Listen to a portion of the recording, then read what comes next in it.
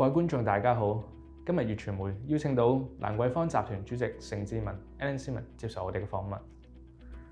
今日想討論嘅問題啦，就係第一條，想問下香港第五波疫情大爆發，當局提出分3次全民強檢啦，咁係咪配合禁足咧，就引起社會同埋商界嘅討論？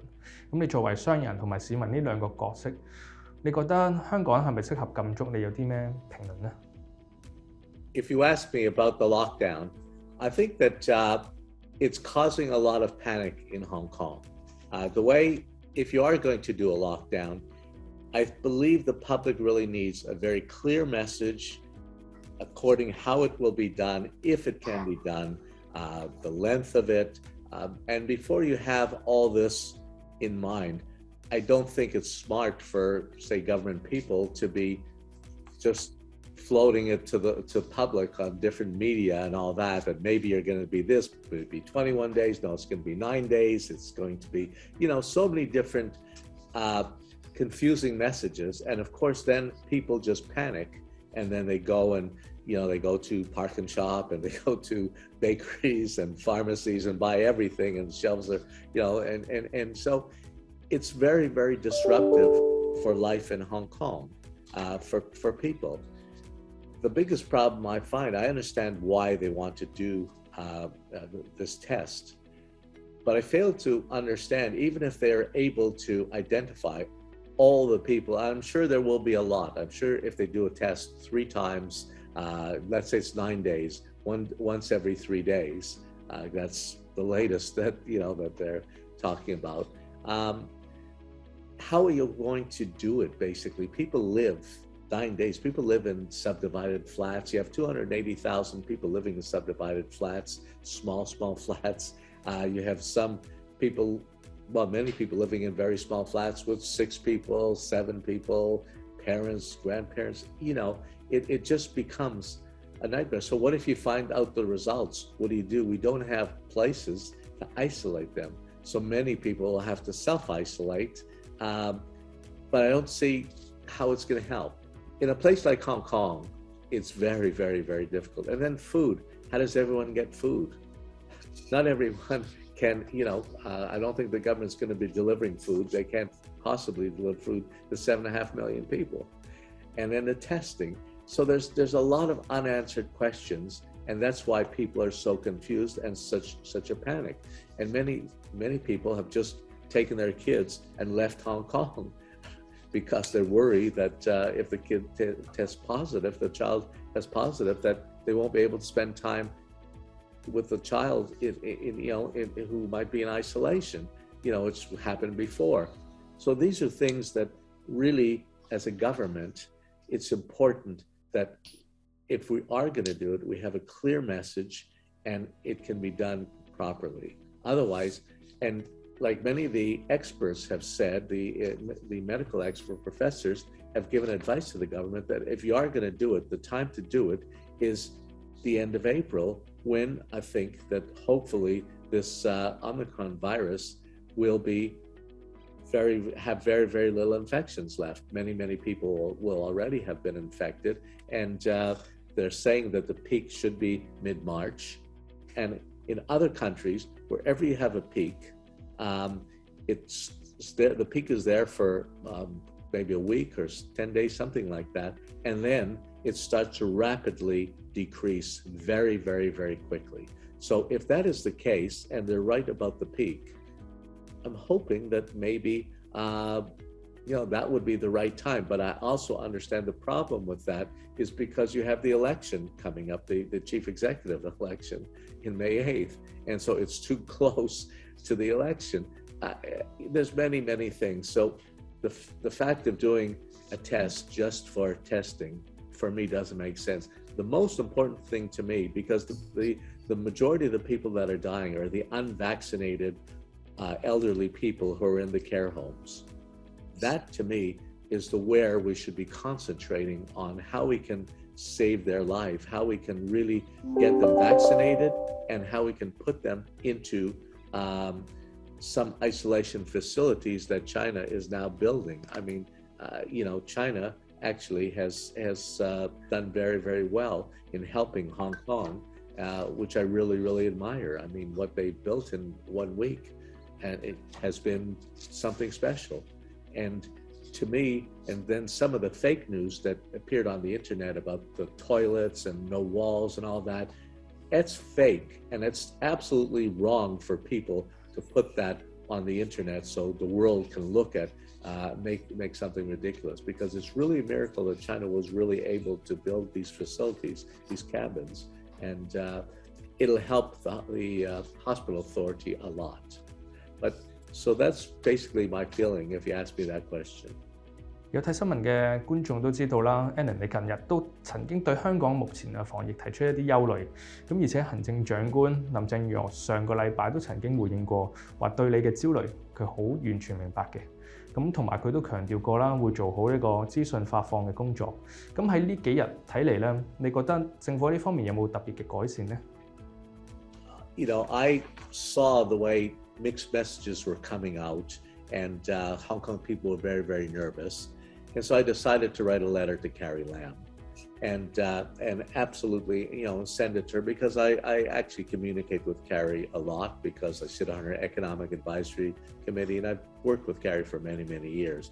So I thought it's really important, because I was worried about the brain drain, people leaving Hong Kong, the internationalism, all these things that were very important, and the mixed messages. Carrie Lam saying that we're not going to have a lockdown, and then 4 days later, Sophia Chan saying, yes, we might be 21 days. And so of course people will get crazy. People, the public, you know, will panic.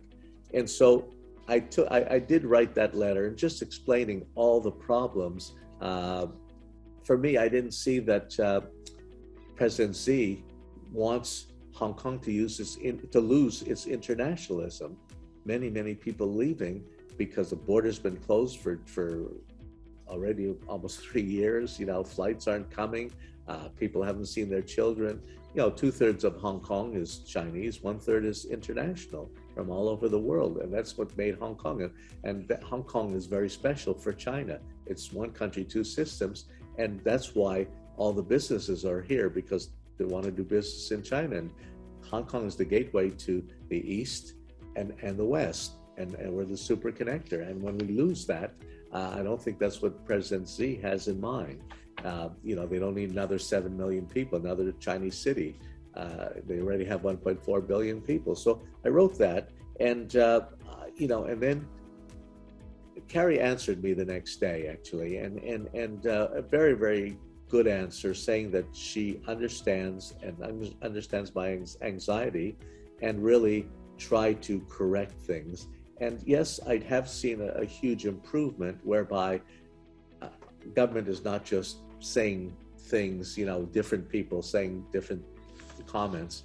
I think that Carrie came out actually the night after the letter, and really had a press conference for the public to really talk about what plans the government had. And you know, because the problem, and I understand why plans keep changing, because the government is so overwhelmed with this Omicron, they have not handled it, or been able to handle it properly. And right now, the hospital authority, all the hospitals are maxed out. They no more room for beds. You know, and that's why people are suffering. Some people had to wait 36 hours to call an ambulance, for an ambulance to arrive. And so I think the government, and that's why China's help has really improved the situation in Hong Kong.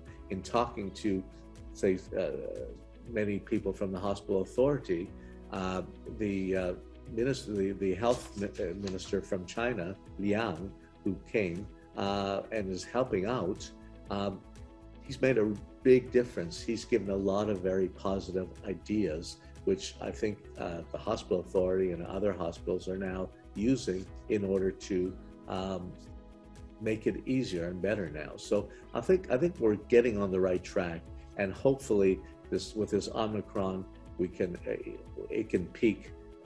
The numbers are already started to come down. I hope it continues the next few days to come down, and that means it peaks. And so then we can start getting back to a real life. 咁香港目前咧就係咪禁足啦，都引起好多基層百姓嘅擔憂。同埋都好多傳聞啦。咁大家都知道，然後好多人都會去街市度搶購一啲糧食啦。咁你會唔會認為官員係有需要就此負責啦？同埋會唔會覺得政府之間係缺乏一種公關思維，係令到造成而家目前防疫嘅盲點之一呢？ You know, honestly, I don't want to blame the government for being indecisive or that kind of thing, because if you look at all over the world, the US, UK, every government was indecisive. They didn't even know what to do. US supposed to be the greatest one with medical and all that. Well, the government, when they were going through this panic with Omicron, CDC was coming out with mixed messages all the time. Many people within the CDC didn't agree with it. I was watching it all the time while they're going through it. We're the laggard. We're the last one. Same thing happened in the UK. And so I believe, the problem is Omicron is something that's new. That's a virus that we've never experienced before. We don't really have drugs to really combat it, but vaccination is very, very important. And so I think that the mixed messages that were coming out of the Hong Kong government were no different than was happening in everywhere else in the world.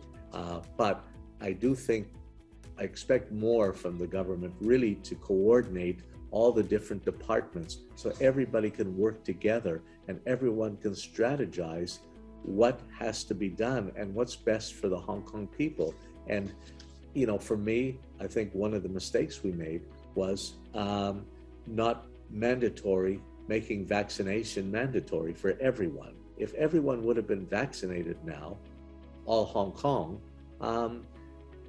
maybe things would be different. Maybe old people wouldn't be dying so much. And I know a lot of old people didn't want the vaccination, and I know a lot of families also didn't want the vaccination for their older people, their family members who were older. And so I think that was really one of the reasons the government did not make it mandatory. But I think it would have helped a lot because everybody would have been vaccinated. And I think that's the big maybe mistake that was made. It's too late now. I don't want to blame anybody. Everyone really trying their best. But that's the inefficiency of not having the vaccinations that's really hurting Hong Kong. Now, at least we're over 90% of the first vaccination for the majority of the people, except the older population, I think over 80 is only about 50%. It's better than before, but at least hopefully going forward, people will respect science, respect medicine, and listen to the doctors when they talk about vaccination. That's very, very, very important. And so, the government, everyone in the world is learning how to deal with Omicron. We came through Alpha and Delta, the two other viruses before this. Omicron is a virus that is upper respiratory, that really stays above in your throat and your nose. Delta and Alpha goes into your lung, much more serious. I mean, they're both serious depending as long as you don't have some pre-existing conditions. If you're healthy, it's 4 or 5 days and then you'll be okay. I've had staff that have caught it. In general, if the government, should really look and listen to the professionals and work together as one team with everyone. And since we are a business society, it's not just about the health experts. We also have to understand the business side of it. I think there should have been 3 or 4, maybe we have top business people here, maybe an advisory committee of business people of how we can handle the business side as well as the doctors and the professors for the medical side. Because even if everybody gets well, I worry a lot of businesses will go bankrupt or will be closed. And that's something that's really, really important. I've asked the government if they can do the ESS, the staff, like they did in 2020, whereby they gave subsidies to the staff and up to 9,000 Hong Kong dollars, and that really helped a lot. So government is looking at it right now, but we really need to help both the health side, but also the survival for businesses in order to maintain our strength.